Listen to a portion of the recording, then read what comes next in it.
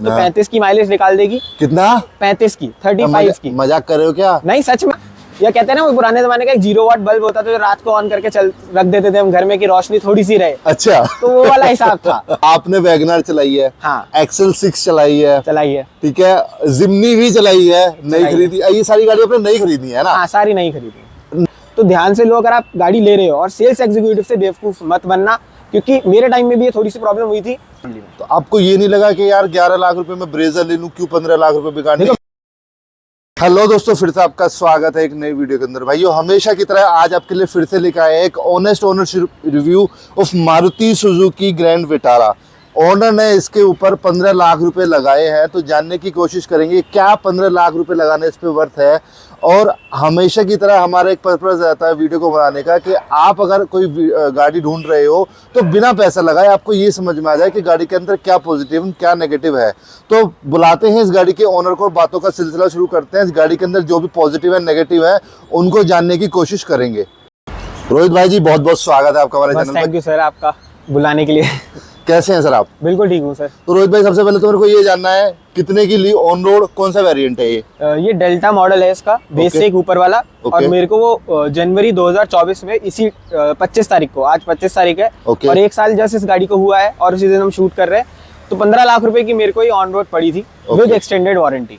ठीक है, तो पहले तो मेरे को ये जानना है कि सीएनजी में आपने ये ली, माइलेज क्या दे रही है सीएनजी पे? सबसे पहले तो कुछ मैं तो सीएनजी, मेरा भी चैनल है यूट्यूब पे, तो रोहित वर्मा ऑटोस के नाम से, और उस चैनल पे मैंने इसकी पूरी प्लेलिस्ट बना रखी है, वहाँ पे भी चेकआउट कर सकते हैं। यहाँ तो मैं बताऊंगा ही आपको। तो मैंने वहाँ पे इसका माइलेज टेस्ट किया था, सिटी के अंदर, हाईवे के अंदर भी। सिटी के अंदर इसने मेरे को with traffic with AC on मेरे को 26 की एग्जैक्ट माइलेज दी थी, जो कंपनी इसका क्लेम करती है लोकल में। हाँ, लोकल के अंदर विद एसी, और 1 किलो गैस ही डलवाई थी मैंने एग्जैक्ट सीएनजी पंप से। तो 1 किलो गैस में अगर 26 चल रही है तो मुझे नहीं लगता इस बुरी चल रही है। बिल्कुल। और ये आप लोकल का बता रहे हैं? हाँ, लोकल का। और हाईवे का? हाईवे की बात करूं तो अगर आप 100 के ऊपर नहीं जाते हो तो 35 की माइलेज निकाल देगी। कितना?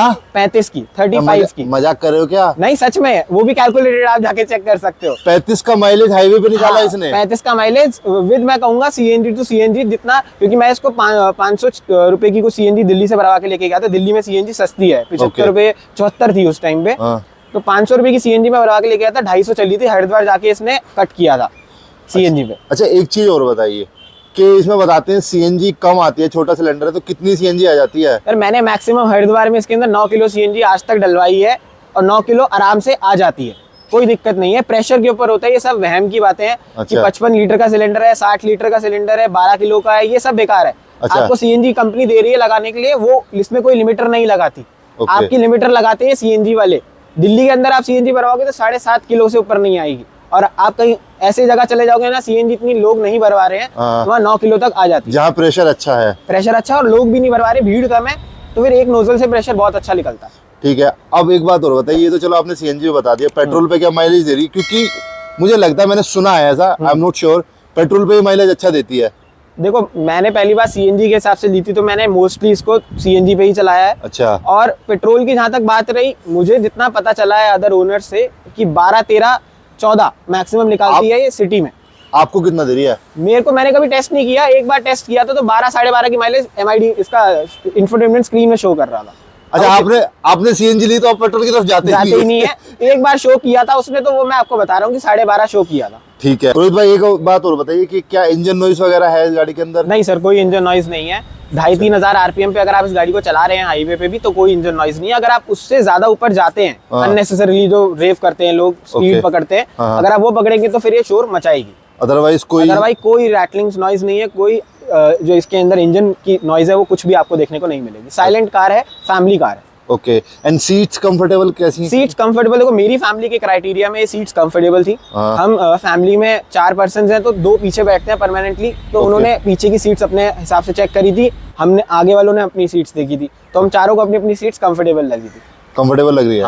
लेकिन आप ऑफ द कैमरा भी कुछ बता रहे थे कि जो सीट्स की क्वालिटी वो सीट्स की कुशनिंग थोड़ा सा ये प्रॉब्लम थी। जैसे अभी मैंने इंटीरियर करवा रखा है proper seat cover bucket fitting, तो जब मैंने वो नहीं करवाया था तो मुझे हाईवे पे ये चीज दिखी कि इसके अंदर कुशनिंग जो प्रॉब्लम एक कंपनी ने दे रखी है, जो ऊपर फैब्रिक चढ़ा रखा है वो इतना टाइटेंड नहीं है जो उसकी जो मेमोरी फोम्स हैं उसको संभाल सके, तो वो आपको बाद में दिक्कत करता ही करता है।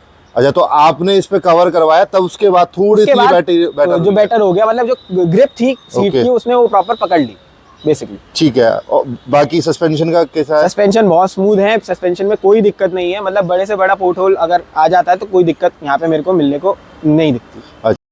अच्छा रोहित भाई, हेडलाइट के थ्रू वगैरह कैसा उस पे बताओ। मेरे को हेडलाइट तो इसके अंदर नीचे दे रखी है। अच्छा। फॉग लाइट जैसा नाम मारुति को शायद वो भूल गए कि फॉग लाइट भी देनी होती है, तो हेडलाइट नीचे देके इन्होंने लुक तो अच्छा बना दिया, बट थ्रो के मामले में अगर मैं बात करूँ तो 55 वॉट का ये फिलिप्स का बल्ब देते हैं। अच्छा। जिसका थ्रो नेग्लिजिबल है, मतलब उसको ऑन करना, या कहते हैं ना वो पुराने जमाने का एक 0 वॉट बल्ब होता था जो रात को ऑन करके रख देते थे हम घर में कि रोशनी थोड़ी सी रहे। अच्छा। तो वो वाला हिसाब था। तो हेडलाइट्स अच्छी नहीं है? नहीं थी, बिल्कुल नहीं थी। प्रोजेक्टर जरूर से है, लोग कहेंगे यार प्रोजेक्टर है आप बेवकूफ बना रहे हो हमें, नहीं। अगर आप खुद इस गाड़ी को ओन करते हो या फिर आपके किसी रिलेटिव के पास है तो उसका येलो थ्रो आप चेक करोगे ना तो वो नेग्लिजिबल है। तो एलईडी मुझे अपग्रेड करवानी ही पड़ी थी इसके अंदर 1-1.5 महीने के अंदर अंदर ही। अच्छा, तो वो मतलब आपको चेंज करानी पड़ी। ठीक है, अब मुझे एक बात और बताइए कि गाड़ी की हाईवे पे स्टेबिलिटी कैसी है? हाईवे पे स्टेबिलिटी बहुत सही है। ज्यादातर तो ये फुल लोडेड चली है, बट मैं अगर बात करूं फुल लोडेड वाला एक्सपीरियंस रही तो बहुत अच्छी है। 100-150 तक आराम से खिंचती है, बट मैं कहूँगा 100 से ऊपर मत जाओ, क्योंकि देखो सेफ्टी अपने हाथ में ही होती है। फालतू में आप अननेसेसरली इतनी स्पीड मत पकड़ो। 120 तक की स्पीड में बहुत अच्छा क्रूज करती है, कोई दिक्कत नहीं है। शार्प टर्न्स आते हैं तो भी स्टेबल रहती है। ठीक है, और ब्रेक्स वगैरह कैसे हैं? ब्रेक्स ऑल 4 डिस्क ब्रेक है, सबसे मेजर पॉजिटिव पॉइंट मैं कहूंगा, क्योंकि सिटी ड्राइविंग में आपको पता ही है दिल्ली जैसे ट्रैफिक में सडन ब्रेकिंग होती है बहुत। अच्छा। और इतनी बड़ी गाड़ी अगर सडन ब्रेकिंग में ना रुके तो वो ठुकेगी। तो अगर आप अभी भी देखेंगे पूरी बॉडी इसकी चेक करेंगे तो मेजर हल्के फुल्के बम्पर पे स्क्रैचेस हैं, उसका आप कुछ नहीं कर सकते क्योंकि गाड़ी बड़ी है, कहीं ना कहीं लग जाते हैं। बाकी ब्रेकिंग बहुत अच्छी है गाड़ी की, ऑल 4 डिस्क ब्रेक है। डिस्क पैड अभी तक मैंने इसकी 1 साल की सर्विस करवाई है जस्ट, और मैंने ब्रेक पैड चेक करवाए हैं तो नेग्लिजिबल घिसे हैं, जबकि 10,000 चल चुकी है, तो वो चीज है। तो आपको इसमें अभी तक हेडलाइट का नेगेटिव लगा, थोड़ी सीट्स की जो क्वालिटी है कि अगर आप उसको ऐसे ही चलाते हो तो फिर वो बेकार है, आपको पैसा लगा के सीट कवर अच्छे डलवाने पड़ेंगे। तो यहाँ पे अगर मैं बात करूँ एक मेजर नेगेटिव मुझे इस गाड़ी में और लगता है, अच्छा, जैसे वो चीज मुझे ये लगती है कि यार मारुति की आइडियोलॉजी तो इस टाइम पे हो रखी है थोड़ी बिल्ड क्वालिटी से रिलेटेड। गाड़ी की बिल्ड क्वालिटी ऑल अराउंड ठीक है मेरे हिसाब से। अच्छा। बट एयर बैग जैसी एक चीज होती है ना जो कस्टमर को एक दिमाग में रिलैक्सेशन देती है, यार मेरी गाड़ी में अगर 6 एयर बैग है या 4 एयर बैग है तो मेरी गाड़ी सेफ है। यहाँ पे आपको 15 लाख रुपए खर्च करने के बाद भी 2 ही एयर बैग मिलते हैं स्टैंडर्ड। तो ये चीज मुझे थोड़ा सा लगा कि यार एटलीस्ट जो हायर अथॉरिटीज है, मिनिस्ट्री ऑफ रोड ट्रांसपोर्ट है, उन्होंने भी कह दिया है कि भाई 6 एयर बैग दे दो, तो दे देने चाहिए मारुति को। और इतने प्राइसिंग में, इससे कम प्राइसिंग में Hyundai जैसी कंपनीज एक्स्टर में 6 एयर बैग स्टैंडर्ड दे रही है आज के टाइम पे। तो मुझे लगता है कि मारुति को ये इनिशिएटिव लेना चाहिए अपने कस्टमर सेल्स को इंक्रीज करने के लिए। ठीक है, अच्छा एक चीज और बताइए, इसकी प्लास्टिक क्वालिटी वगैरह कैसी लगती है आपको? प्लास्टिक क्वालिटी मैं कहूंगा कुछ पार्ट्स इसके स्टीयरिंग व्हील के पीछे के ऐसे हैं जो अगर आपका हाथ पड़ेगा तो वो चू करेंगे आप जब तक उसको जानबूझ के हाथ नहीं लगाओगे। अच्छा। तो वो चीज है, थोड़ा प्लास्टिक क्वालिटी इंप्रूव हो सकती थी प्राइसिंग के अकॉर्डिंग। बट डैशबोर्ड की बात करूँ, डोर पैड की बात करूँ तो ऑल अराउंड क्वालिटी ठीक है, इम्प्रूव्ड है, क्योंकि मैं पहले भी कस्टमर रह चुका हूँ मारुति का। अच्छा हाँ, एक चीज और उससे मुझे याद आ गया, आपने वैगनर चलाई है, हाँ, एक्सेल 6 चलाई है, ठीक है, जिम्नी भी चलाई है, नहीं खरीदी, ये सारी गाड़ी आपने नहीं खरीदी है ना? हाँ, सारी नहीं खरीदी। तो ऐसा मारुति से पहले तो ये बताओ कि वो जो आपने एक्सेल 6 थी वो कितने दिन में बेच दी थी? मैंने 1.5 साल रखा था, कोविड के टाइम पे 2020 में खरीदी थी गाड़ी। अच्छा। हमें लगा था कि चलो कोविड चला जाएगा, फैमिली के अंदर अभी हम घूम सकते हैं अदर स्टेट्स में जाके बड़ी गाड़ी के साथ। बट कोविड गया नहीं और वो गाड़ी चली नहीं, और उसके साथ वो माइलेज नहीं दे रही थी। अच्छा। तो स्मार्ट हाइब्रिड का एक इन्होंने फंबल बना रखा है बस मार्केट में कि भाई स्मार्ट हाइब्रिड है तो माइलेज देगी। हाइब्रिड एक अलग चीज है, स्मार्ट हाइब्रिड एक अलग चीज है। तो ध्यान से लो अगर आप गाड़ी ले रहे हो, और सेल्स एग्जीक्यूटिव से बेवकूफ मत बनना, क्योंकि मेरे टाइम में भी ये थोड़ी सी प्रॉब्लम हुई थी कि उन्होंने कहा स्मार्ट हाइब्रिड है 16, 17, 18 की माइलेज निकाल के देगा आपको सिटी में, सीएनजी वाली।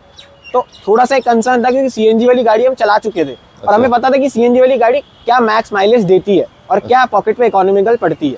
तो वो चीज हमें थोड़ा सा लगा कि ये थोड़ा सा लूप हमारे साथ। एक्सेल 6 आपने बेचने का कारण रहा, माइलेज उसने कम दिया, साथ में कोविड था तो हमें लगा कि इसको खड़े रख के कोई फायदा नहीं है, इसका डेप्रिसिएशन ही होगा। ये दो मेजर रीजंस थे। जिम्नी कितने दिन चलाई थी? जिम्नी मैंने 6 महीने चलाई थी, 6-7 महीने चलाई थी बस। वो क्यों बेची?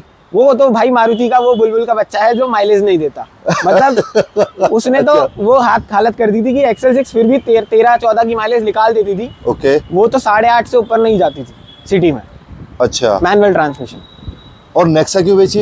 सॉरी नेक्सा की इग्निस इसलिए बेची कि एक छोटी गाड़ी चाहिए थी ली सोच के, बट जब वो हाईवे पे गए उसको लेके तो वो डिसबैलेंस ही हो रही थी, स्टेबिलिटी नहीं थी। इतना बेकार एक्सपीरियंस होने के बाद भी आप मारुति पे गए? मारुति का सिर्फ एक एक्सपीरियंस हमारा अच्छा था, क्योंकि जब हमने 2008 में वो वैगनार ली थी ना मारुति से, तो 2008 से लेके वो जो 15 साल उस गाड़ी के साथ हमने रहे, उसको हमने कहाँ कुछ कहीं नहीं लेके गए, मनाली लेके गए, रोहतांग तक वो गई, उधर मैं बात करूँ अपना केदारनाथ तक वो होके आई। तो उस गाड़ी ने हमें 1 रुपए की दिक्कत नहीं दी। अच्छा, मतलब एक बहुत पुराना एक्सपीरियंस अच्छा था, तो उसके बाद 3 बेकार हुए, बट स्टिल आप मारुति पे थे। क्योंकि आज के टाइम पे ना देखो, मैं मारुति फैन बॉय, मुझे बहुत से लोग कमेंट में कहेंगे, और कह लो कोई दिक्कत नहीं है, मुझे रिलायबिलिटी चाहिए थी, टेंशन फ्री गाड़ी चाहिए थी, कि मैं गाड़ी में जाऊं और मैं गाड़ी चलाऊं तो भाई मुझे दिक्कत ना हो। ये गाड़ी आरएसए को नहीं बुलानी पड़े, ट्रक पे चढ़ाने की नौबत नहीं चाहिए थी मेरे को, क्योंकि मेरी रनिंग ज्यादा है और अनकंडीशनल रनिंग है, अचानक से निकलना पड़ता है कहीं पे भी, तो मुझे थोड़ा सा ये था कि रिलायबल प्रोडक्ट चाहिए मारुति का।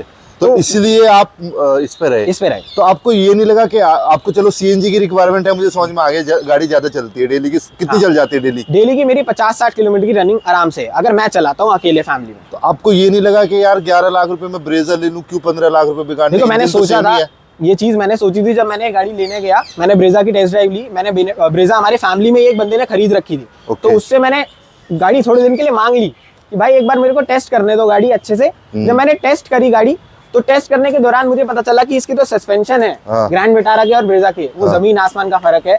इसके सस्पेंशन बहुत ज्यादा स्मूथ है, कंफर्टेबल है। ब्रेजा के सस्पेंशन बहुत ज्यादा स्टिफ हैं। अगर आप सीएनजी ब्रेजा में बैठ रहे हो ना, मैं तो बेस मॉडल था उनका, तो मैं बेस मॉडल की बात करता हूँ, तो उसकी लोअर बैक में पर्सन की बहुत पेन होता है, हल्के से पॉट होल के साथ भी। और जबकि स्टॉक टायर, स्टॉक कार, 1 रुपए का काम बाहर से नहीं हुआ। तो आप ये भी नहीं कह सकते कि आपने एलॉय चेंज करवाए, क्योंकि मैंने एलॉय चेंज करवा रखे हैं गाड़ी के अंदर, और मेरे को 1 रुपए का भी इसके अंदर डिस्कम्फर्ट नहीं हुआ।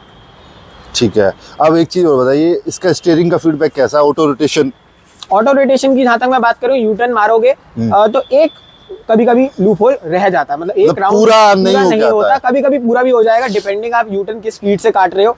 अगर आप रेस दे देते हो तो ये पूरा का पूरा वापसी भी आ जाएगा, तो ये थोड़ा सा रहता है। वैगनार से अगर मैं बात करूं तो इसका पूरा नहीं होता, वैगनार का सिंगल टर्न में एक ही बार में अपने आप आ जाता था, तो ये थोड़ा सा है। अच्छा, इस गाड़ी के अंदर हमें बैक कैमरा भी मिलता है। हाँ, उसकी क्वालिटी कैसी है? उसकी क्वालिटी डिसेंट है। देखो, कंपनी से अगर मैं बात करूं, आप कुछ ले रहे हो तो ज्यादा उम्मीद रख नहीं सकते। हाँ। और मुझे जितना सफिशिएंट चाहिए था, मेरा काम चल रहा है, मुझे कोई दिक्कत नहीं। ओके, अब एक काम करते हैं, इसका बूट स्पेस और चेक करते हैं। बूट स्पेस एक मेजर कंसर्न है ना इसका, कि जब सीएनजी में लोग लेते हैं तो बड़ा एक कंसर्न रहता है, और मेरा भी खुद का कंसर्न था, क्योंकि मेरी हाईवे की जो राइड है वो काफी रहती थी। अभी तो मैंने इसके अंदर सिटी पर्पस में पीछे इसके अंदर बेस ट्यूब रखी हुई है, और पीछे जो है इसका वो टैंक आपको देखने को मिलता है। बाकी अम्ब्रेला ये बेसिक रहता ही है गाड़ी के अंदर। साइड में भी आपको स्टोरेज मिलती है। स्टेपनी टायर आपको फुल साइज नीचे इसके अंदर देखने को मिलता है, तो ये भी है कि आपको स्टेपनी टायर से भी कॉम्प्रोमाइज नहीं करना। जैसे बहुत सी कंपनी क्या करती है, टायर पंचर किट दे देती है और स्टेपनी टायर कॉस्ट कटिंग कर देती है, तो मारुति ने एटलीस्ट ये नहीं किया, और इसके अंदर फुल साइज स्टेपनी टायर आपको देखने को मिलता है। बूट स्पेस भी डिसेंट है भाई, 4 से 5 बंदों का आराम से सामान आ जाता है इसके अंदर। छोटे मतलब नॉर्मल बैग जो होते हैं, हाँ नॉर्मल बैग, ब्रीफ केस भी अगर आप डालोगे बड़े वाले जो आते हैं व्हील वाले, तो फिर वो 2 आएंगे। अगर फुल साइज वाले डालते हो तो उसमें भी सामान 4 का आ ही जाएगा। ठीक है रोहित भाई, एक बात और बताओ, परफॉर्मेंस कैसी है इस गाड़ी की सीएनजी पे या जैसे पेट्रोल पे चलाते हो, तो क्या डिफरेंस फील होता है पेट्रोल पे और सीएनजी में? देखो, परफॉर्मेंस की जहाँ तक मैं बात करूँ, सीएनजी वाली गाड़ियाँ ज्यादातर परफॉर्मेंस के लिए देखी नहीं जाती हैं, बट फिर भी कभी अचानक से आपको भगानी परफॉर्मेंस से मतलब मेरा ये है कि जैसे पहले गियर में उठाई या दूसरे गियर में। अच्छा, अगर आप गियर की एंगेजमेंट की बात करते हो, रिफाइनमेंट की बात करते हो, तो यहाँ पे रिफाइनमेंट के अंदर मैं बात करूँ तो बहुत स्मूथ है। आपको पेट्रोल पे उठाओ या सीएनजी पे उठाओ, फर्क नहीं पता चलेगा। इनिशियल पिकअप अच्छा है, इनिशियल पिकअप अच्छा है, ऐसा नहीं है कि मर के उठ रही है, ऐसा कुछ नहीं। फंबल नहीं होती गाड़ी, जो बार बार इसके अंदर स्टॉल हो जाती है बेसिकली, वो यहाँ पे आपको देखने को नहीं मिलेगा।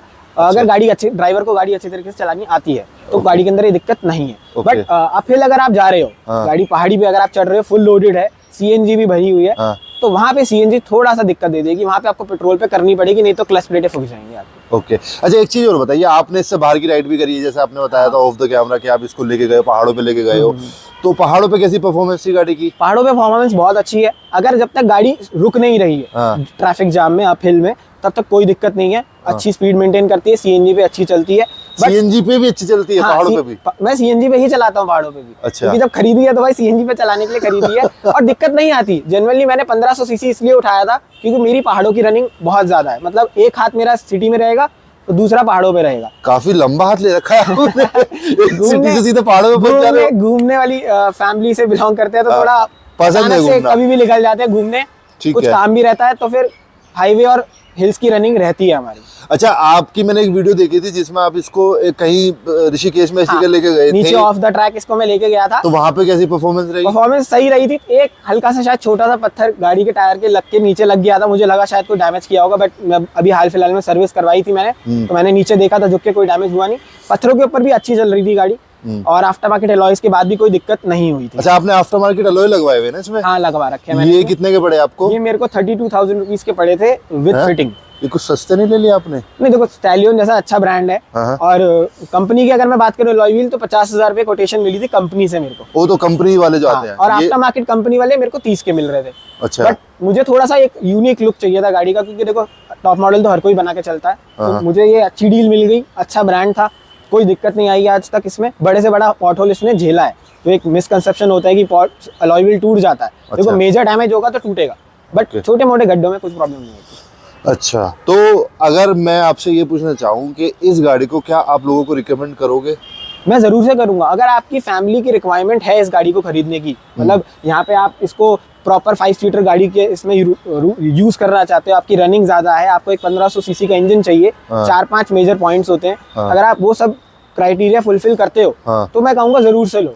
अगर वैसे ही लेनी है तो इतनी बड़ी गाड़ी सिटी में मत लो भाई, बहुत दुखी होता हूँ मैं भी कभी कभी, क्योंकि सिटी में चलाने के लिए इतनी बड़ी गाड़ी सही नहीं है। बट अगर आपका अच्छा रनिंग है तो आप ले सकते हो। मतलब देखा जाए तो देखो इसमें 2 पॉइंट है। अगर हमें सीएनजी गाड़ी लेनी है, ठीक है, तो सस्ती भी आती है, नो डाउट आप ले सकते हो। बट अगर आपको एक बड़ी गाड़ी चाहिए, उसके साथ साथ आप सोच रहे हो कि पैसे भी बच जाए, तो फिर यही एक ऑप्शन है हमारे पास। फैमिली को भी कंफर्ट देना, देखो छोटी गाड़ी में कंफर्ट नहीं मिलता। सबसे बड़ी बात होती है सीएनजी का पूरा वो जगह घेर लेती है, टैंक नीचे बूट स्पेस हमें अच्छी मिल जाती है, तो फैमिली के पैरों में कोई जगह लगेज नहीं रखना पड़ता। तो एक वो चीज है कि अगर आप फैमिली के साथ चलना चाहते हो हाईवे पे कहीं पे भी, तो फिर आप यही ले लो। मतलब बड़ी गाड़ी के साथ आपके अगर पैसे भी बच रहे हैं चलाने में, तो जेब पे हल्की पड़ेगी तो क्या ही नुकसान है, तो वो चीज है। बिल्कुल। तो एक जो क्वेश्चन आता है कि यार लोग मेरे से पूछेंगे कमेंट सेक्शन में कि आप मारुति पे क्यों इतना रिलायबल हो। तो एक चीज मैं बताना चाहूंगा मारुति की सर्विस के बारे में। ये गाड़ी को ऑलमोस्ट 1 साल हुआ है और गाड़ी को 6 महीने यूज करते ही इसके अंदर स्टीयरिंग के अंदर ना एक दिक्कत आने लग गई थी। स्टीयरिंग काटने के समय कट की आवाज आती थी, और जबकि गाड़ी अभी तो कुछ चली भी नहीं थी। इनफैक्ट उस टाइम पे तो शायद 3-4 हज़ार किलोमीटर भी नहीं चली थी ये गाड़ी। तो मैंने कंपनी में दिखाई, उन्होंने 2-3 बार टेस्ट ड्राइव ली, संतुष्टि करी कि ये आवाज़ कहाँ से आ रही है। करने के बाद उन्होंने मेरे को एक दिन दिया कि हाँ भाई आप इस दिन आ जाओ, आपकी गाड़ी का ये जो काम है अंडर वारंटी हो जाएगा। तो इसका स्टीयरिंग कॉलम का काम हुआ था। अब वो चेंज तो नहीं हुआ था फॉर श्योर, बट शायद उन्होंने ग्रीसिंग करी है, क्योंकि बिल तो उन्होंने मेरे को ऑफ कोर्स ही बात है जीरो बिल दिया था। तो ये चीज़ है कि एटलीस्ट अगर गाड़ी में कोई दिक्कत आती है तो कंपनी एक दिन के अंदर उन्होंने 4 से 5 घंटे में मेरे को गाड़ी रेडी करके दे दी थी।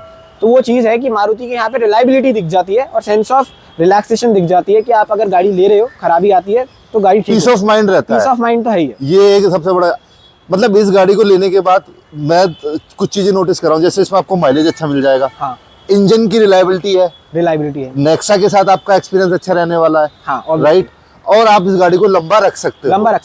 और सबसे बड़ी बात, इस सेगमेंट में कोई भी सीएनजी गाड़ी नहीं है, सिर्फ यही है ना, टोयोटा में आया है ना सेल्टोस में। बाकी टोयोटा इसकी बहन है, वो आप लेना चाहो तो ले सकते हो। मैंने क्यों नहीं ली, उसका एक छोटा सा आंसर दे देता हूँ। भाई इसकी सर्विस होती है 4,000 रुपए की, इसकी होती है 10,000 रुपए की। सेम गाड़ी, सेम प्लेटफॉर्म, बस टोयोटा अपना एक प्रीमियम मेंबरशिप वो कह देती है कि अगर आप टोयोटा ले रहे हो तो आपको पैसा एक्स्ट्रा देना पड़ेगा। तो वो आपके ऊपर है, अगर आप लेना चाहो तो भाई ले सकते हो। तो रोहित भाई, thank you so much for sharing your feedback with us. उम्मीद करते हैं आपका एक्सपीरियंस इस गाड़ी के साथ अच्छा ही रहे। वैसे तो अच्छा रहने वाला है, मारुति का प्रोडक्ट अच्छा ही निकलेगा। माइलेज के लिए आपकी जरूरत माइलेज थी, वो ये दे रही है, रिलायबल तो ऑफ कोर्स ही है ही। तो thank you so much guys for watching this video. अगर वीडियो पसंद आई हो तो please do like it, and if you are new to the channel please do subscribe my channel. And अगर आपको भी अपना एक्सपीरियंस हम लोगों के साथ शेयर करना है तो मैं अपनी ईमेल चला दूंगा, आप उस पर डिटेल शेयर कर सकते हो, या फिर आप मेरे दिए गए नंबर पर कॉल भी कर सकते हो। मैं आपके पास आऊँगा, आपका एक्सपीरियंस लूँगा और लोगों तक पहुँचाऊँगा, जिससे लोगों को हेल्प हो और लोगों की हेल्प हो सके। तो thank you so much guys for watching this video. जय श्री राम।